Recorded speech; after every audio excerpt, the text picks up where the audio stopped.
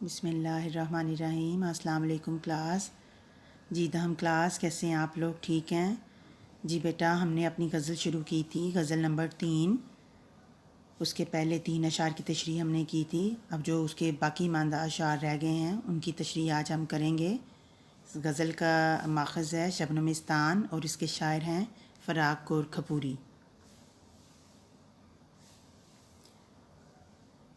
آج شعر نمبر 4 ہے۔ آج غفلت بھی ہے ان آنکھوں میں پہلے سے سوا، غفلت لاپرواہی بے تنائی ان آنکھوں میں، محبوب کی آنکھوں میں، پہلے سے سوا، پہلے سے زیادہ۔ آج ہی خاطر، خاطر دل کو کہتے ہیں، بیمار، بیمار دل، شکیبہ بھی نہیں، بیمار دل کو سکون بھی نہیں۔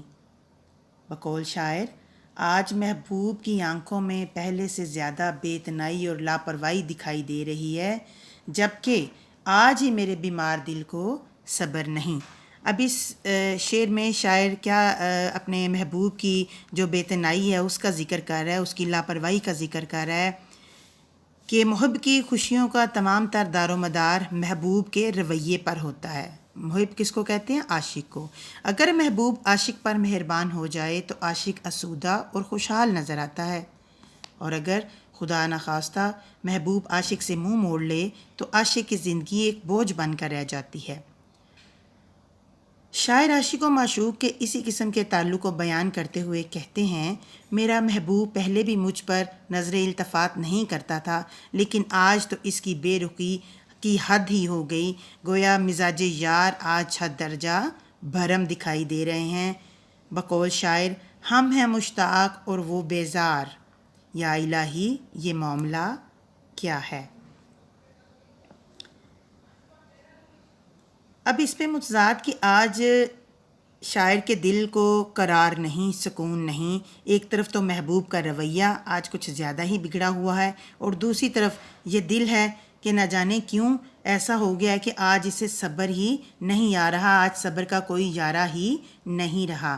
آج تو یہ محبوب کے رویے کی پرواہ کیے بغیر دیوانہ وار اس کی طرف بڑھنا چاہتا ہے، لیکن محبوب ہے کہ اس نے مجھ سے بے رخی کو اپنا شعار بنا رکھا ہے۔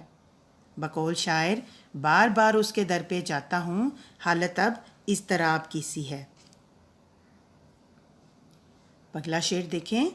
رنگ وہ فصل خزاں میں ہے، خزاں کے موسم میں وہ رنگ ہے کہ جس سے بڑھ کر کے، اس سے بڑھ کر شان رنگینی، اس سے زیادہ رنگینی حسن چمن آرا بھی نہیں، کہ باغ کے جو چمن کی خوبصورتی ہے وہ بھی اتنی نہیں جتنی مجھے خزاں کے موسم کی خوبصورتی لگ رہی ہے۔ مفہوم دیکھیں، اب تو پت جھڑ کے موسم میں بھی وہ حسن و دلکشی نظر آتی ہے کہ شاید مالی نے بھی باغ کی ایسی سجاوٹ نہ کی ہو۔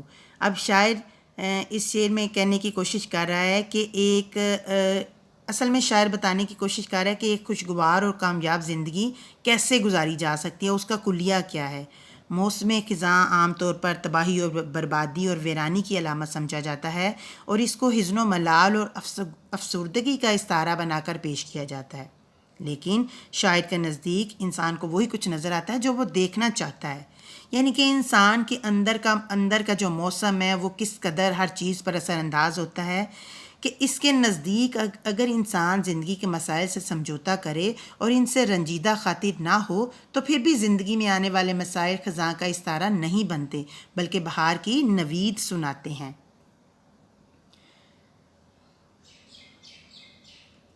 اب اس شعر کو دوسرے اس کے طرز میں دیکھتے ہیں کہ شاعر کہتا ہے کہ کچھ لوگوں کو شام کا وقت غروب آفتاب اور خزاں رسیدہ درخت اور ویرانے اچھے لگتے ہیں، لیکن شاعر کہتا ہے کہ عشق کے ستائے ہوئے لوگ جو ہیں ان پر قنوتیت تاری رہتی ہے، زخم خریدنا ان کو لطف دیتا ہے، لہٰذا وہ بہار پر خزاں کو ترجیح دیتے ہیں۔ بقول شاعر، ہمیں ان سستی خوشیوں کا لوبھ نہ دو، لوبھ کہتے ہیں لالچ کو، ہم نے سوچ سمجھ کر غم اپنایا ہے۔ اس میں ایک دوسرا شعر بھی آپ ایڈ کر سکتے ہیں۔ زندگی زندہ دلی کا ہے نام، مردہ دل کیا خاک جیا کرتے ہیں۔ اگلے شعر پر آئیں۔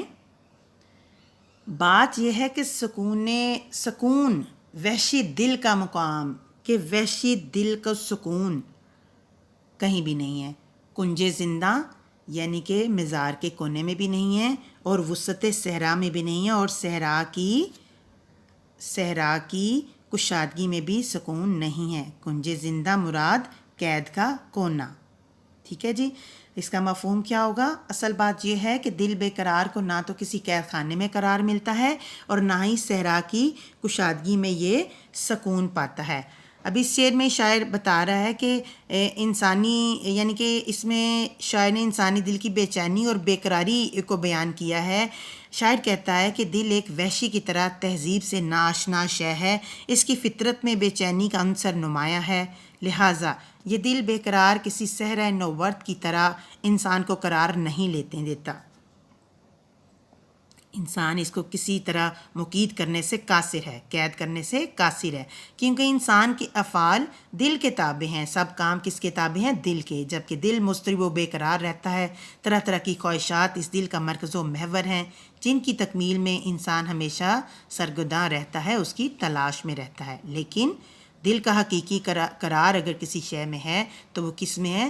صرف اور صرف یاد الہی میں. کیونکہ دلوں کا سکون اللہ کے ذکر ہی میں ہی ہے، ورنہ انسان کو دنیا کے کسی کونے میں چین نصیب نہیں ہو پاتا. بقول شاعر: زندہ میں بھی شورش نہ گئی اپنے جنوں کی، اب سنگ مداوا ہے اس آشفتہ سری کا. آشفتہ سری جنون کو ہی کہتے ہیں کہ اب تمہارے سنگ اس چیز کا مداوا ہو سکتا ہے، اس جنون کا. شاعر کے نزدیک غم زمانہ کے ستائے ہوئے لوگوں کے لیے پتجھڑ کا موسم بہار سے کہیں زیادہ ہوتا ہے. وہ در حقیقت اندر سے اداس ہوتا ہے اور دکھ اور غم کی حقیقت کو زندگی سمجھ بیٹھتا ہے. بقول شاعر: بہاروں کی باتیں بہاروں کی راتیں، کہ پھولوں یا زخموں کے ماروں کی باتیں. جی بیٹا اس کا اگلا شعر دیکھیں، آخری شعر: ہم اسے منہ سے برا تو نہیں کہتے کہ فراق، دوست تیرا ہے مگر آدمی اچھا بھی نہیں. اب اس شعر میں شاعر جو ہے وہ اپنے آپ سے مخاطب ہے. کہتا ہے کہ اے فراق، ہم اپنے منہ سے اسے برا تو نہیں کہتے اس لیے کہ وہ تمہارا دوست ہے، لیکن اصل میں وہ در حقیقت میں وہ اچھا آدمی نہیں ہے. اب اس شعر میں شاعر ہمیں بڑا دلچسپ نقطہ شاعر نے اٹھایا ہے کہ اپنے آپ سے مخاطب ہو کر کہتا ہے کہ اگرچہ میں خدا کے احکامات کے تابع نہیں اور اس کی حکم عدولی میرا وتیرہ بن چکی ہے، میرا طریقہ بن چکی ہے، لیکن میں خود کو اپنے منہ سے برا نہیں کہہ سکتا، کیونکہ ان تمام برائیوں کے باوجود مجھے اللہ تعالیٰ پر یقین ہے اور میں اسے اپنا دوست رکھتا ہوں.